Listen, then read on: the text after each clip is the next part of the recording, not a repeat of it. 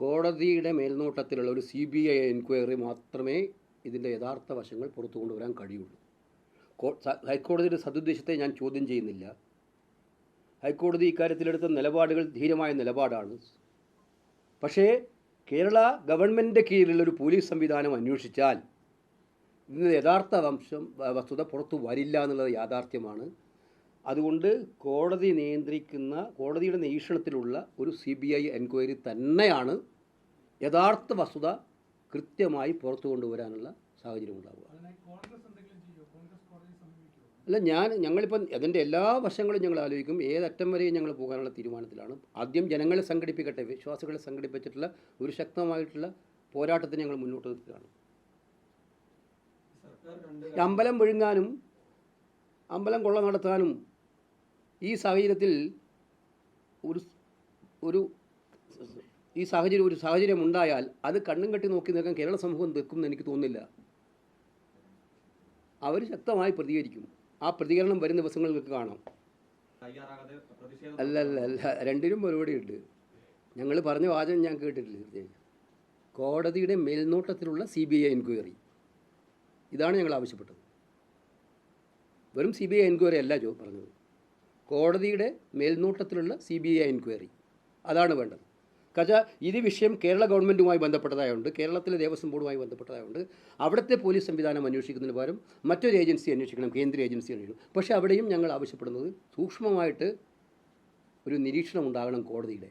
2, ഈ വിഷയം മുൻപ് സഭയിൽ ഉന്നയിച്ചപ്പോൾ ഇത് കോടതിയിൽ കിടക്കുന്ന കാര്യമാണ്, അതിവിടെ ചർച്ച ചെയ്യാൻ പറ്റില്ല എന്ന് പറഞ്ഞത് ആരാണ്? സർക്കാർ തന്നെയല്ലേ. അപ്പോൾ ഇപ്പം എന്താ ചർച്ച ചെയ്യാൻ മാത്രം ഒരു സാഹചര്യം അവർ കണ്ടത്? അപ്പോൾ പ്രതിപക്ഷത്തെ കുറ്റപ്പെടുത്തുകയാണോ വേണ്ടത്? മാത്രമല്ല, ഇതിന് ഉത്തരം പറയാൻ ആരായിരിക്കും ഉന്നയിച്ചാൽ? ഈ ദേവസ്വം മന്ത്രിയല്ലേ മറുപടി പറയുന്നത്. അത് കേൾക്കാൻ ഞങ്ങൾക്ക് താല്പര്യമില്ല. ഇപ്പം ഇതേ കോടതി കൃത്യമായിട്ടത് പറഞ്ഞിട്ടുണ്ട്. ഇവരിപ്പോൾ 10 കൊല്ലമായില്ലേ ഭരിക്കുന്നത്. UDF കാലത്ത് അനുമതി ഉണ്ടെങ്കിൽ വായിൽ അപ്പോട്ടിരിക്കുകയായിരുന്നോ? ആരാണ് അവരെ തടഞ്ഞത്? 10 കൊല്ലമായി ഭരിക്കില്ല. അപ്പോൾ ആ കാലത്തെ അഴിമതി സംരക്ഷിക്കാനായിരുന്നോ ഇവർ നിന്നത്? അപ്പോൾ ആ കാലത്ത് അഴിമതി നടത്തിയ സംരക്ഷിച്ചു, അപ്പോൾ ഞങ്ങളും അഴിമതി നടത്തുന്നു പറയാനാണോ ഇപ്പോൾ ഉദ്ദേശിക്കുന്ന മന്ത്രി? എന്തൊരു ന്യായമാണത്? വിചിത്രമാണല്ലോ. 9.5 കൊല്ലമായിട്ട് ഭരിക്കുന്നവർ UDFൻ്റെ കാലത്ത് അഴിമതി കണ്ടുപിടിക്കാൻ പറ്റിയിട്ടില്ല അവർക്ക്. അവർ കണ്ടുപിടിക്കേണ്ടല്ലേ? അപ്പോൾ അതും ഉണ്ടായിട്ടുണ്ട്, അപ്പോൾ ഇതും ഉണ്ടായിട്ടുണ്ടെന്നാണോ സമ്മതിക്കുന്നത്? അത് വളരെ വിചിത്രമാണ്.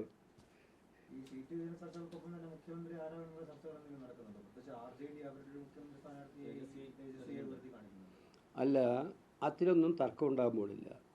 ഞങ്ങളെ സംബന്ധിച്ചിടത്തോളം തെരഞ്ഞെടുപ്പ് മഹാഗഠബന്ധൻ ഒറ്റക്കെട്ടായി മത്സരിക്കാൻ തീരുമാനിച്ചിരിക്കുകയാണ്. അതിൻ്റെ സീറ്റ് ഇന്ന് പുലർച്ചെ 3 മണി വരെ അവിടെ ചർച്ച നടന്നുകൊണ്ടിരിക്കുക. ഇന്നും ചർച്ച നടന്നുകൊണ്ടിരിക്കുകയാണ്. വരും ദിവസങ്ങളിൽ ആ ചർച്ചയുടെ അന്തിമ പരിസമാപ്തി ഉണ്ടാകും. കൃത്യമായ ക്ലാരിറ്റിയോടുകൂടി ഞങ്ങൾ മുന്നോട്ട് പോകും. അല്ല, ഞങ്ങൾ പുതിയ കക്ഷികളൊക്കെ വന്നിട്ടുണ്ട് അവിടെ. VIP പാർട്ടി കഴിഞ്ഞ പ്രാവശ്യം ഞങ്ങളിവിടെ ഉണ്ടായിരുന്നില്ല. ഒരു പ്രധാനപ്പെട്ട പാർട്ടിയാണ്. പക്ഷേ അവർക്ക് സീറ്റുകൾ കൊടുക്കേണ്ടി വരുമല്ലോ. അപ്പോൾ കോൺഗ്രസും അതിനകത്ത് വിട്ടുവീഴ്ച ചെയ്യേണ്ടി വരും. തീർച്ചയായിട്ടും. പക്ഷേ സെൽഫ് റെസ്പെക്റ്റ് കോൺഗ്രസ്സിന് പ്രധാനപ്പെട്ട കാര്യവും കൂടിയാണ് മുന്നണിയിൽ. Okay, thank you. അല്ല, ഞാൻ പറഞ്ഞാലും നിങ്ങൾ കൊടുക്കുന്നില്ലല്ലോ. ഇന്ത്യ രാജ്യത്ത് നിങ്ങൾക്ക് കൊടുക്കാൻ കഴിയാത്തതുകൊണ്ടായിരിക്കും തോന്നുന്നു എനിക്ക്. നിങ്ങൾക്ക് പേടിയുടെ ലോകത്താണ് നിങ്ങളും ജീവിക്കുന്നതെന്ന് തോന്നുന്നു. പിന്നെന്താ അത്? UPA ഗവൺമെൻറ്റാണ് ഇവിടെ ഭരിച്ചിരുന്നെങ്കിൽ ചീഫ് ജസ്റ്റിസിന് നേരെ ഇതുപോലൊരു ആക്രമണം നടന്നിരുന്നെങ്കിൽ എന്താകുമായിരുന്നു ഈ രാജ്യത്തെ സ്ഥിതി? കഴിഞ്ഞ 10-20 ദിവസമായിട്ട് അദ്ദേഹത്തിനെതിരെ സോഷ്യൽ മീഡിയ ആക്രമണം, പരസ്യമായി കോടതി മുറിയിൽ. ആഭ്യന്തര വകുപ്പ് മന്ത്രിക്ക് ആ സ്ഥാനത്ത് തുടരാൻ യാതൊരു അധികാരവുമില്ല. എന്നിട്ട് രാത്രി വൈകിട്ട് എല്ലാവരും കൂടെ പറഞ്ഞപ്പോഴാണ് പ്രധാനമന്ത്രി ഒന്ന് പ്രതികരിച്ചത്, അദ്ദേഹത്തോട് സംസാരിച്ചു എന്ന് പറഞ്ഞു.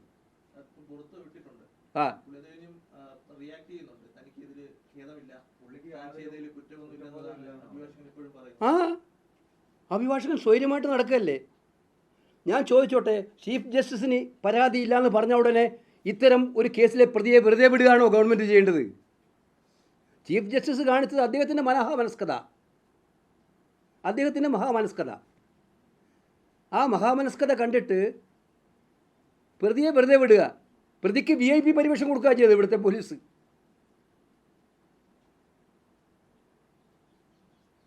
അപ്പോൾ ഇത് സത്യത്തിൽ ഇത് കേവലം ഒരു പൊളിറ്റിക്കൽ സാധനം മാത്രമല്ല, നമ്മളെ അമ്പരപ്പിക്കുന്ന കാര്യമാണ്.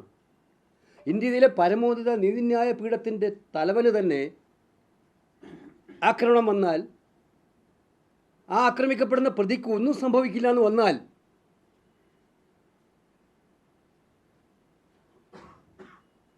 എന്താ സ്ഥിതി? ഇത് അദ്ദേഹത്തിന് മാത്രമല്ല, അദ്ദേഹം ആ സ്ഥലത്തിരിക്കുന്നു. അദ്ദേഹം കടന്നു വന്ന വഴികൾ അറിയാം.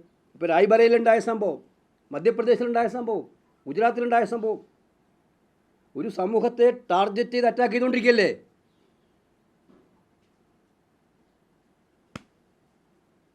എന്തായാലും അത് ഗൗരവതരമായിട്ട് തന്നെ ഞങ്ങൾ മുന്നോട്ട് കൊണ്ടുപോകും. അതും